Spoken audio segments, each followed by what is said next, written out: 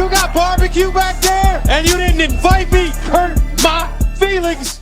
Welcome back into another Destination Dynasty Quick Hit episode. This is part 4. If you've missed the first 3 parts, go back and listen to them talking about the value of the 2025 draft picks from a WAR perspective. Like and subscribe to the channel. Engage in the comments. I will definitely get back to you, as these have been a very eye-opening and interesting series to talk through. And this week, we're going to talk about running backs. And we'll start with what you see on the screen. I talked about this in the first video.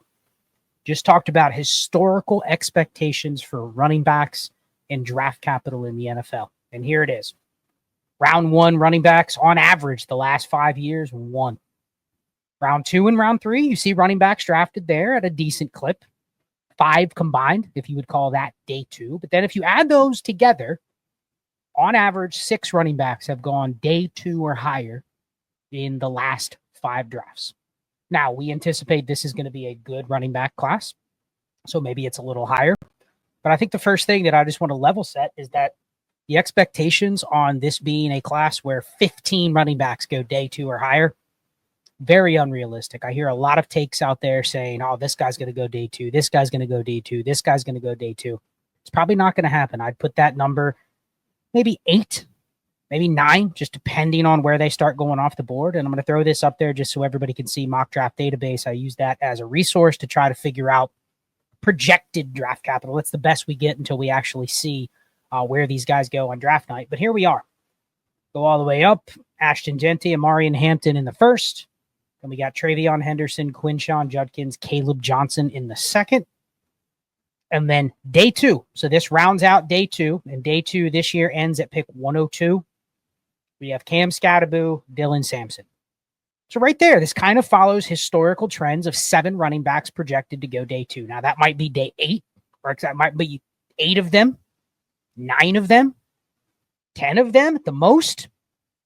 But I think probably that 6 to 9 range is pretty accurate if you think this is a good running back class. So let's scroll down a little bit. Actually, let's go back to the chart. Day 3. So we're talking round 4 through round 7. As you can see, round 4 through 6, very popular for the NFL to take running backs the last 5 years. Right there, we're at over 11 running backs taken on that day. So we have a total of 19.6. We're at 11.2 combined going round 4 through 6. Let's take a look at what MDB says about this range. So it starts with DJ Giddens there at the 109, pick 109. Damian Martinez, Bayshul Tootin, RJ Harvey, Ollie Gordon, and then round 4 ends at 139. So we have 5 running backs going in round 4. Giddens, Martinez, Tootin, Harvey, and then Gordon. Round 5 goes from pick 139 to 176. Devin Neal, Jaden Blue, Trevor Etienne, Kyle Monungai, Brashard Smith. 5 more running backs going in round 5. And then round 6, we go all the way down to pick 216.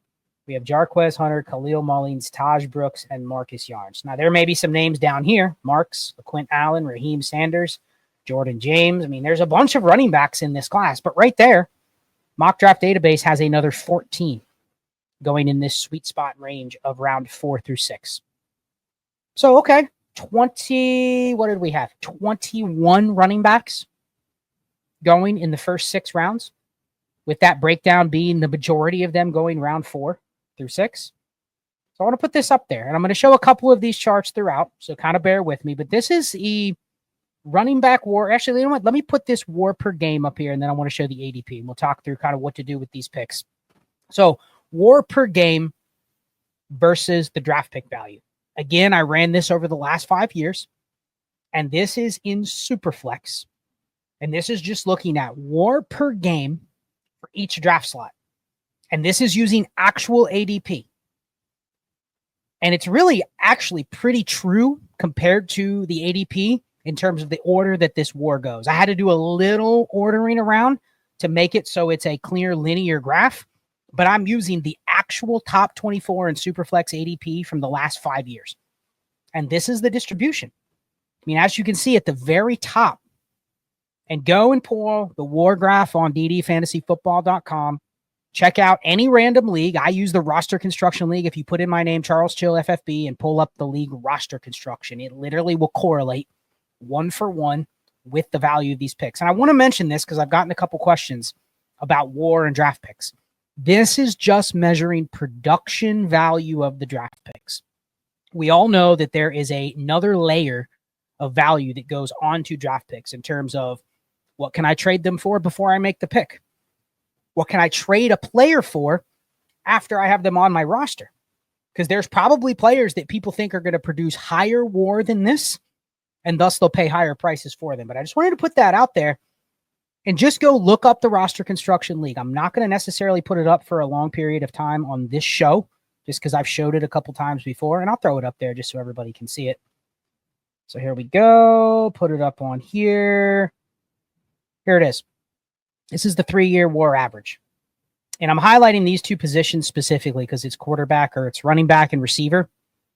But this is the 3-year average. And actually, let me scroll up and just show last year and isolate it by running back. That makes it easier for everybody to see. So last year, this was the WAR per game for the elite running backs. You had Saquon Barkley at 0.12. And then down in here, 0.09, down here a little bit further, 0.08. So right around, let's just call it low-end RB1, high-end RB2. Like that is the expectation. If you're just looking at what happens if I draft a running back or draft a player, specifically, if it is a running back, that would be the expectation. Here it is. Right there. Just under 0.07 is what you're expecting per game from your pick at the 101. And it kind of goes down in a linear fashion. You can see where kind of some of the players typically produce under the trend line and then over the trend line. But the whole point is kind of just putting a production idea of what you can get out of these draft picks. So let's just talk about this class. I want to put up the ADP, and then we'll talk through some roster theory, some roster construction. Definitely want to hit on the NERB on a 53 strategy in the rest of this episode. It's probably going to be 25, 30 minutes on this show because there's a couple more things I want to talk about. So here's the current Keep Trade Cut top 12. We're just looking at running backs. We're going to talk receivers and tight ends on future videos. We have Ashton Jeanty at the 101. And this is, again, Superflex ADP. We have Jeanty at the 101, Hampton at the 104. So let's just stop right there. Jeanty at the 101, Hampton at the 104. Here we go. If you pick them there, you're probably looking at somewhere between 0.05 and 0.07 WAR per game. And the good news is, here's the good news. It's a very good bet, especially with running backs that get first-round draft capital, like Mock Draft Database says. Like a lot of people think those guys are going to be first-round picks. If you draft a running back that's a first-round pick in one of these ranges, forget about the ceiling. We had a long debate about this in our Discord the other day when someone asked what the ceiling is for Ashton Jeanty. I'm not even comfortable projecting ceiling. The value of these picks are if you draft a first-round running back there, the floor of production that you can expect is very high. And I don't mean floor meaning like they're going to give you RB24. Like you can probably expect top 15 running back production. But you can't promise top 5 running back production, top 3 running back production. That's the difference. That's why these numbers may seem lower because a lot of the elite players today that are putting up 0.1 WAR per game or higher, regardless of their position, where did they come from? They came from the higher end of the rookie pick scale, right? They came in the top 6, top 8 of rookie drafts. The majority of them. We can go through and roll out all the players that are elite in the NFL. The majority of them, even though there are some outliers and some sleepers, the majority of those players came from this higher end range. Let's call it top 6, top 5, according to this chart. Anything above 0.04, pretty much you're looking at a 106 or higher in Superflex. So just keep that in mind. So let's go back to the ADP. So we have Travion Henderson at the 105, so right outside of that top 4 range. And I'm going to show you another chart here that makes this very interesting. Henderson at the 105, Judkins at the 107, and then we don't have another running back in the top 12. So clearly we have 2, I would say, elite running backs. I mean, obviously Jeanty RB3 and Hampton RB9. I think a lot of leagues right now, Hampton would be the consensus 102.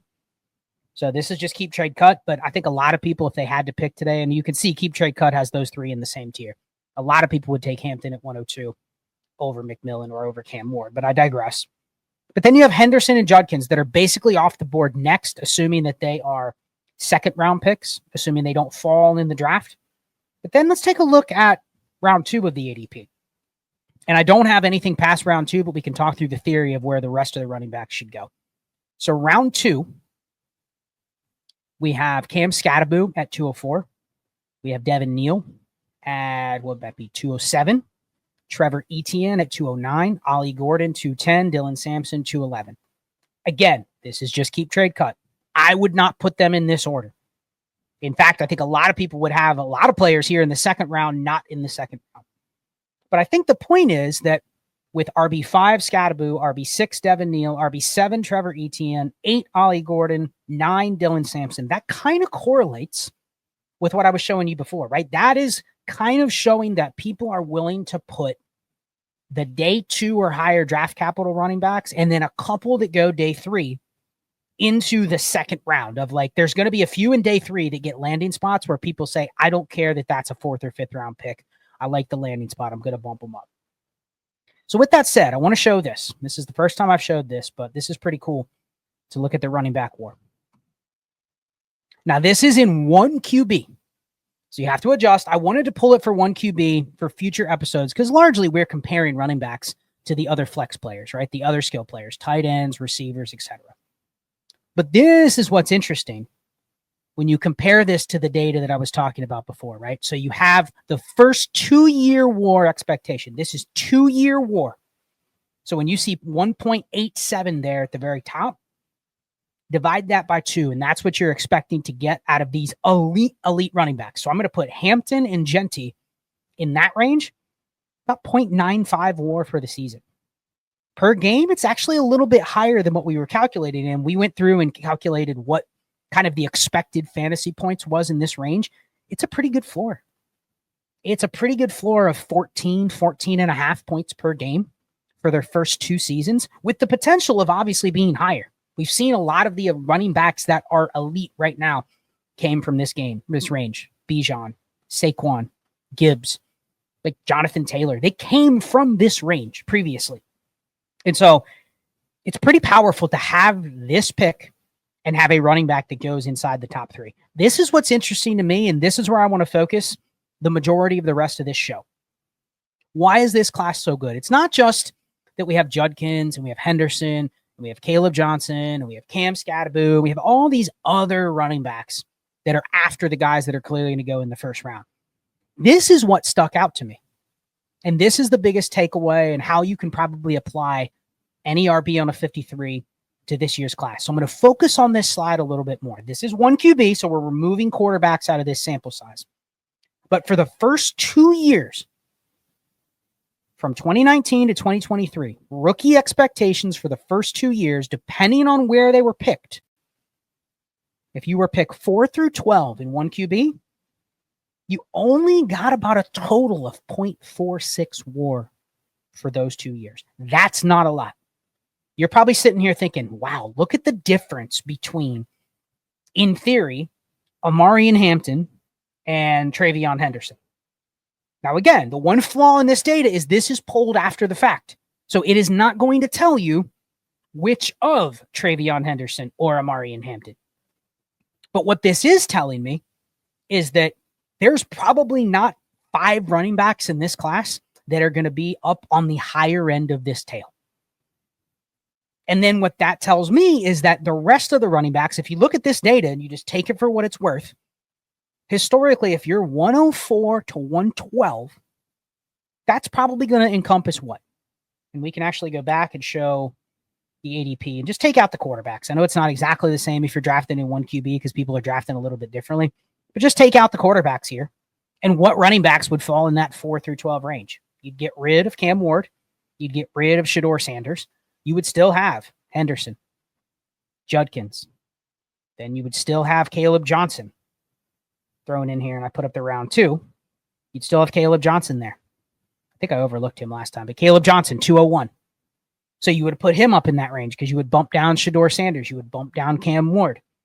Depending on where you have Jackson Dart, Skattebo might move up into that range. But the idea is maybe this class delivers a little bit better historically than what you see on the screen.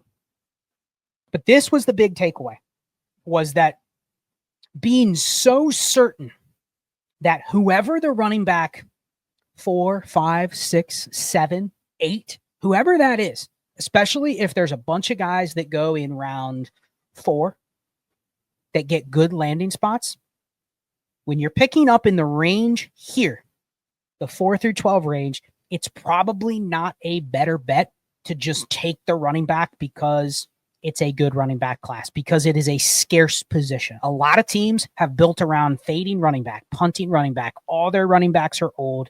They're looking for some juice. They've invested in this class for that reason. And this is just to show you, and it's not even to say that this isn't good, because one thing I have to caveat, that if you understand how WAR works, not every player drafted in this range gets opportunity right away. That's something you have to consider. Running back WAR is very much based on opportunity. Because the good news is, if you're not getting any opportunity, the running back is not in your lineup most likely. So it's actually harder to capture negative WAR as a running back just because of the nature of the position. You're less likely to throw that random running back into the flex. You're less likely to start them if you're not sure of their workload. And we're talking like a start 11 here. But the idea is a lot of running backs can be very good over short sample sizes because they're getting opportunity. But then when they're ramping up their opportunity, or their opportunity just isn't there at some point in their first 2 years, they're getting negative WAR. So their net WAR per game, which is what I'm showing on the screen, it's impacted by that. And that's the other thing that makes it very stark to see these guys up here at the top, the 187 number, the top 3. Those guys get the opportunity largely right away. They get it. It's given to them day one. It doesn't get taken away, at least not in the first 2 years. Whereas everybody else, it's a lot closer to being very similar. And all of these players in here, and I think the fascinating part is there's no difference between 201 and 206 and 207 and 301 or 212. And this continues on into the third round. So I think the cool thing is you can probably expect, as long as there's some opportunity, this supports drafting as many running backs, even if they are backups, even if they are just a running back on a 53 and you don't see their immediate opportunity. This supports drafting running backs almost always after the first round in 1 QB. So that's maybe what, the 204, 5, 6, depending on the number of quarterbacks that jump in. And I'm going to show this, and this is kind of a preview for next episode. But take a look at the receiver WAR. Just pay attention. So this is 1 QB, the same exact data as you see on your screen for running backs, the same exact data for receivers. Look at the difference. So clearly at the top, if you hit on one of the elite running backs, more advantageous than hitting on one of the elite receivers. Now, this also reflects, again, we don't necessarily know who those elite receivers are. We tend to know who the elite running backs are.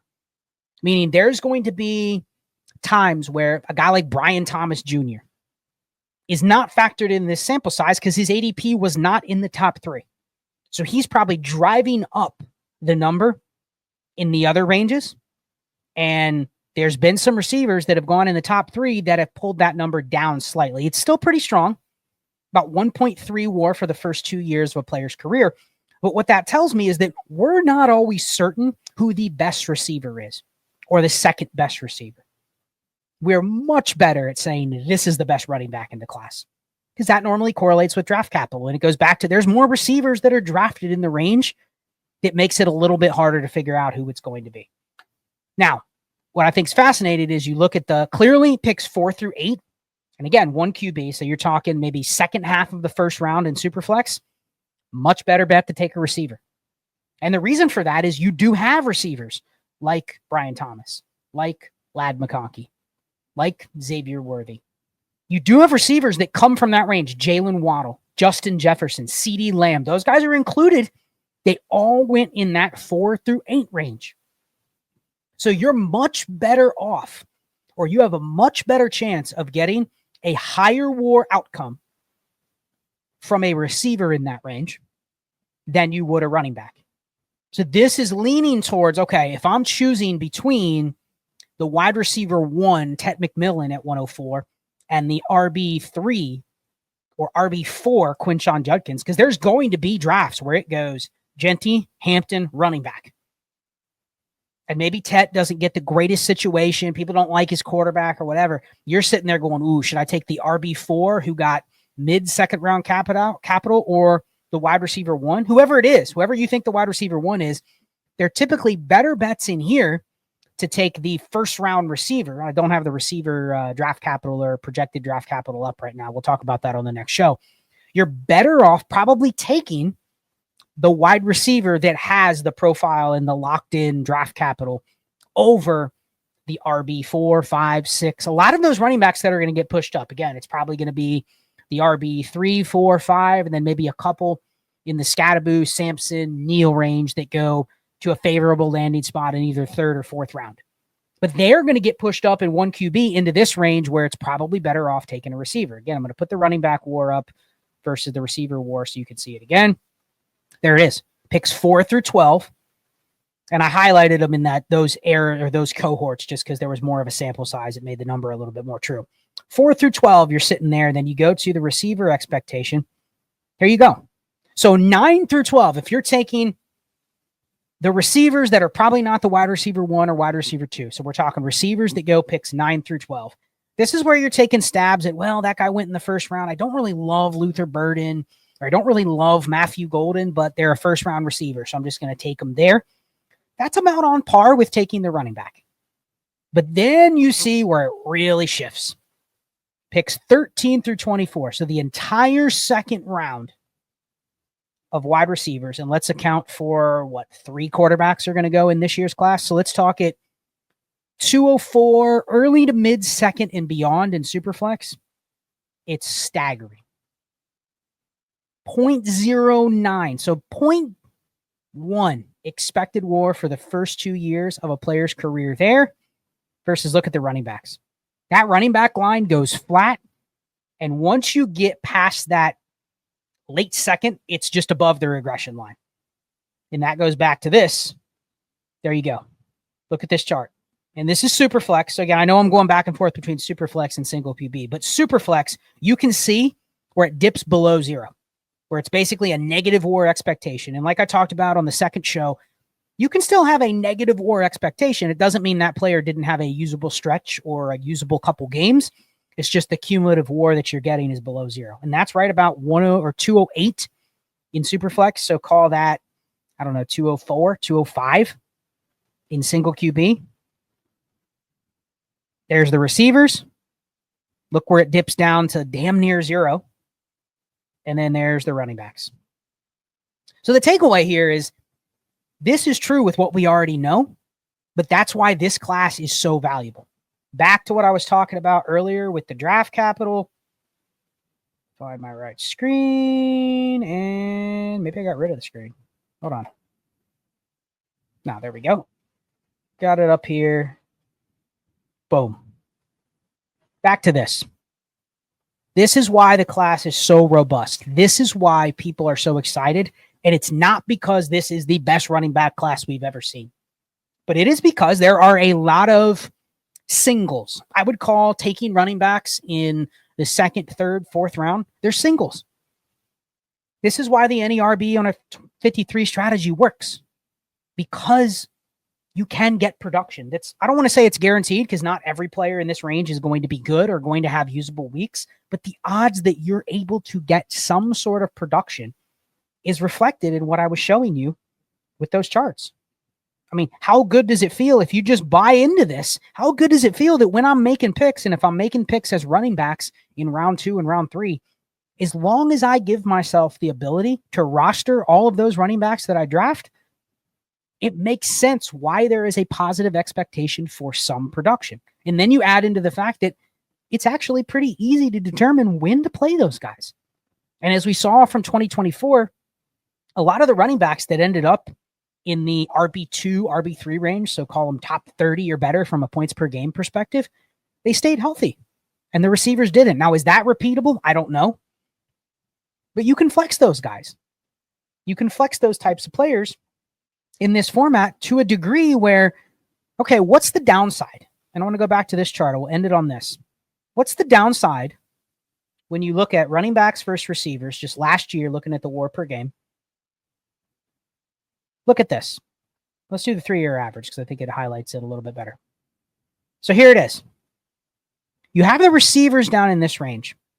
So this is clear. People will look at this graph and go, well, I'd rather have receivers. But no, you actually wouldn't.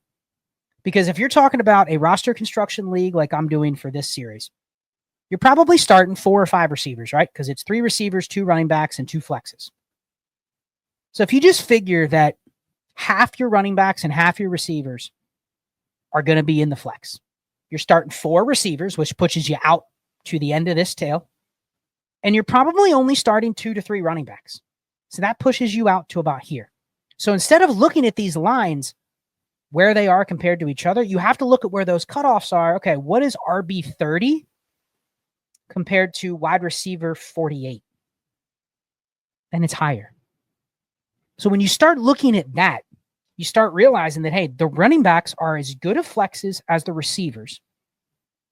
And I can get them without having to pay. Like if you're looking at wide receiver 40 in Dynasty, that's probably a receiver that somebody goes, well, I kind of like that guy. I need at least a second.